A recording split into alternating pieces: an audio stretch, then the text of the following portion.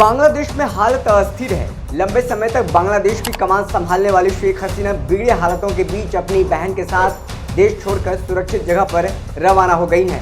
कहा जा रहा है शेख हसीना भारत के रास्ते यूरोप के किसी देश जा रही हैं। आइए आपको 5 पॉइंट्स में समझाते हैं बांग्लादेश में इस बवाल की पूरी कहानी।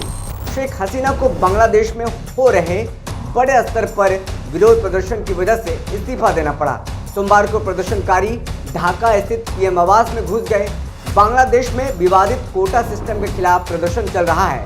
इस सिस्टम के तहत 1971 में बांग्लादेश की स्वतंत्रता के लिए लड़ रहे संग्राम में हिस्सा लेने वालों के रिश्तेदारों को 30% सरकारी नौकरियां दी जाती थी।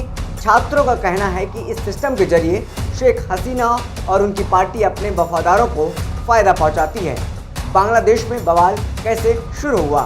बांग्लादेश में प्रदर्शन पिछले महीने शुरू हुए और तब से अब तक इस बवाल में करीब 300 लोग मारे जा चुके हैं। शुरुआत में ये प्रोटेस्ट सिविल सेवा में कोटा के खिलाफ शुरू हुआ, लेकिन बाद में इसने सरकार विरोधी रूप ले लिया और प्रदर्शनकारी पीएम शेख हसीना के इस्तीफे की मांग करने लगे।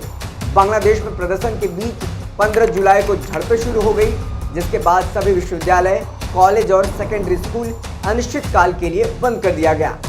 16 जुलाई को और भी भयंकर झड़पें हुई और इसके बाद शेख हसीना ने बांग्लादेश को संबोधित किया और हत्याओं की न्यायिक जांच की घोषणा की। हालांकि इसके बाद भी हिंसा कम नहीं हुई।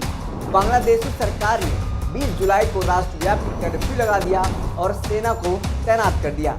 इसके बाद 23 जुलाई को सरकार की तरफ से सर्कुलर जारी किया गया कि कोटा सिस्टम में बदलाव किए जाएंगे, लेकिन प्रदर्शनकारी इस पर राजी नहीं हुए।